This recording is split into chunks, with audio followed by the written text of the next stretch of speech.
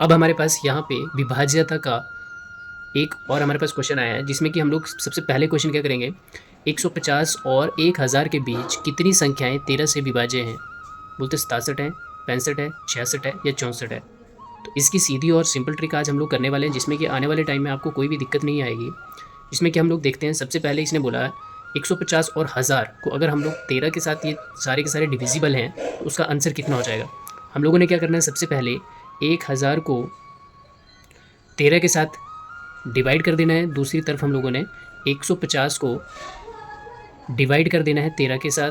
तो हम लोगों ने इसका आंसर निकालना है। तो देखो, जब 13 को मैं 1000 के साथ डिवाइड कर देता हूँ, 1000 को 13 के साथ डिवाइड कर देता हूँ, तो मेरे पास कितना आ जाएगा, 13 और 1000 है। मतलब कि 13 को अगर मैं काटूँ, देखो 13 कम 13 10 से छोटा हो जाएगा, तो ये जाएगा मेरा यहाँ पे 7 के साथ, 7 के साथ जाएगा तो कितना आ जाएगा, 91 आ जाएगा। 91 में हमारे पास 9 बचेगा 100 में से, और यहाँ पे 0 आ जाएगा तो 90 आ जाएगा। उसके बाद जब हम इसको करेंगे तो 13 छिके हो जाता है 90, 13 छिके कितना हो जाता है, नहीं 90 बचा तो 13 छिके कितना हो जाता है, 78, राइट। तो 78 यहाँ पे आ जाता है, 78 तो बचा कितना मेरे पास, 12 बच रहा है। तो 12 बच रहा है तो यहाँ पे कितना आ जाएगा, 76 एन नंबर आ गए। तो उसके बाद 13 को मैं जब 150 से करूँगा तो 13 एकम 13 बचा कितना 2, और यहाँ से 0 आ गया तो 13 एकम 13 आ जाएगा, है ना। तो 13 एकम 13 यहाँ से आ जाएगा हमारे पास। तो यहाँ पे 13 एकम 13 फिर से आ जाता है। तो यहाँ पे जो मेरे पास कितना बचा, 7 बचा। तो देखो यहाँ पे 11 एन आ गया। तो मतलब हम लोगों ने क्या निकालना है, कितनी संख्या है इन दोनों के बीच में, तो दोनों का डिफरेंस पूछा हुआ। तो जब दोनों का डिफरेंस पूछा हुआ है तो देखो कितना आ जाएगा, यहाँ से 6 में से 1 गया बचा 5, और यहाँ पे 7 में से 1 गया बचा 6। तो यहाँ से मेरा आंसर जो है 65 निकल गया था। दैट मीन्स हमारे पास बी ऑप्शन जो करेक्ट रहता है। आइए दूसरा हमारा क्वेश्चन क्या आता है। तो यहाँ पे हमारे पास अगला क्वेश्चन है कि 200 और 800 के बीच कितनी संख्याएं 9 से विभाज्य हैं। बोलता है 68 है, 67 है, 65 है या 66 है।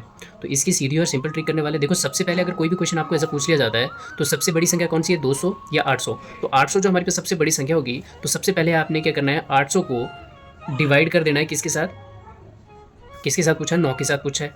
और उसके बाद कितना आ जाता है यहाँ पे, अगर मैं इसके साथ 8 के साथ हूँ, 8 9 72 आ जाएगा यहाँ पे। तो 72 और बचेगा कितना, 8 बचेगा मेरे पास। तो यहाँ से 0 ले ली, तो फिर अगेन से क्या कर दिया मैंने, 8 9 72, मतलब 88 से अगर मैं काटूँ तो मेरे पास कितना जा रहा है, यहाँ पे 8 बच रहा है। तो मतलब कि 88 नंबर ऐसे हैं जो कि 9 के साथ डिविजिबल हैं अगर मैं 800 को इसको डिवाइड करता हूँ।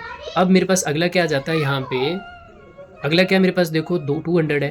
दैट मीन्स 200 के साथ में अगर 9 के साथ मल्टीप्लाई कर देता हूँ तो सबसे पहले कितना 2 के साथ जाएगा, तो कितना आ जाएगा, 18 आ जाएगा यहाँ पे। और उसके बाद यहाँ से 2 बचेगा और यहाँ से 0 ले लिया। अगेन ये कितने से जाएगा, 2 के साथ जाएगा, तो यहाँ पे कितना आ जाएगा, 18। और मेरे पास जो शेष फल है वो कितना बचेगा, 2 बचेगा। अब ये नहीं कटेगा तो दैट मीन्स हमारे पास यहाँ पे कितना आ जाएगा, 22 ऐसे डिविजिबल है हमारे पास 9 के साथ, जो कि 200 के साथ कटते हैं। तो हमारे पास जो डिफरेंस आ जाएगा वो कितना आ जाएगा, देखो 8 में से 2 गया तो मेरे पास कितना बचता है, 8 में से 2 गया 6 बचेगा, और यहाँ पे फिर से 8 में से 2 गया तो मेरे पास कितना बचेगा, 6। तो ऐसे हमारे पास 66 ऐसे डिविजिबल हैं जो कि 200 और 800 के बीच की संख्याएं जो कि 9 के साथ विभाजित। तो आंसर हमारे पास डी आ जाता है। आइए हमारे पास तीसरा क्वेश्चन है। देखो सबसे पहले क्या बोला हुआ कि 100 और 500 के बीच कितनी संख्याएं 8 और 12 के साथ विभाज्य हैं। अब इसमें जो हम लोगों ने करना है, तीसरा क्वेश्चन हमारे पास ट्रिकी रहता है। क्यों? क्योंकि इसने बोला है कि 100 और 500 के बीच कितनी संख्याएं 8 और 12 के साथ डिविजिबल है। मतलब कि यहाँ पे 8 भी है और यहाँ पे 12 भी है। तो दो संख्याएं ऐसी हैं जो कि हमारे पास 100 और 500 के बीच की विभाज्य हैं 8 और 12 के साथ। तो बोलते हैं 15 संख्याएं हैं, 14 हैं, 17 है या हमारे पास 16 है। तो ये हमारे पास थोड़ा सा ट्रिकी एक क्वेश्चन आ जाता है। तो मैंने आपको सबसे पहले सिखा के रखा है कि किसी भी चीज़ का आपने एलसीएम निकालना है। तो एलसीएम निकालने के लिए हम लोग क्या करेंगे कि हमारे पास अगर 8 यहाँ पे 8 और 12 का सबसे पहले हम लोगों ने क्या निकालना है, एलसीएम निकालना है।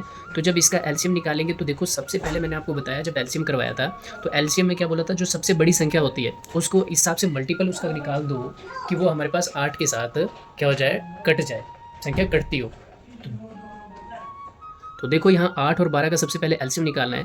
तो 8 जो है 12 के साथ, या 12 जो 8 के साथ बिल्कुल नहीं कटेगा, है ना।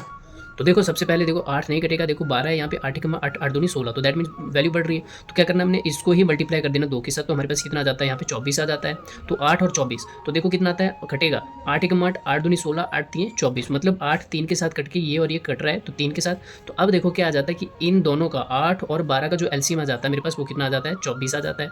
अब क्या करना है कि 24 को 100 के साथ भी डिवाइड करना है और साथ साथ में 500 के साथ भी डिवाइड करना है। तो उन दोनों के बीच का जो डिफरेंस होगा वो हमारे पास यहाँ से किसी कोई भी एक ऑप्शन में करेक्ट आंसर जो है वो निकल के आ जाएगा। तो देखो आई आज करते हैं, देखो बड़ी संख्या क्या हमारे पास 500 है, तो 500 मैंने यहाँ पे ले लिया, तो ये आ गया 500। 500 को मैं 24 के साथ करता हूँ और साथ साथ मैं किसके साथ करता हूँ, 100 को 24 के साथ करता हूँ। क्यों, क्योंकि 12 और 8 और 12 का जो हमारे पास क्या आ गया एलसीएम आ गया वो 24, तो 24 इसको भी फॉलो करता है, इसको भी फॉलो करता है, दोनों को कर रहा है। तो यहाँ पे देखो कितना आ जाता है 24 एकम 24, 24 दूनी 48, तो 24 दूनी कितना आ जाएगा यहाँ पे 48 आ गया मेरे पास, तो बचेगा कितना 2, और यहाँ पे कितना ले लिया मैंने 0 ले लिया, तो कितना बचा मेरे पास 20। तो दैट मीन्स हमारे पास यहाँ पे जो वैल्यू निकल के आ रही है 24 और यहाँ पे 20 बच रहा है। तो यहाँ पे 0 ले लिया, तो यहाँ पे कितना आ जाएगा 20 टाइम ऐसा आ रहा है कि 500 के में से कितना 24 हमारे पास डिविजिबल हो रहा है। अब देखो दूसरा क्या हमारे पास यहाँ पे 24 और 100 है, तो 24 चौके कितना हो जाता है हमारे पास 96 हो जाता है। 96 जब होगा तो बचेगा कितना हमारे पास 4 बचेगा। तो यहाँ पे ऐसे 4 हैं हमारे पास, 4 n है कि हमारे पास कितना है इस इन दोनों के बीच का डिविजिबल निकल रहा है। तो इन दोनों का डिफरेंस जो है हमारे पास कितना निकल के आ जाता है, वो निकल के आ जाता है 16। तो आंसर में करेक्ट आंसर जो है वो 4th हो जाता है।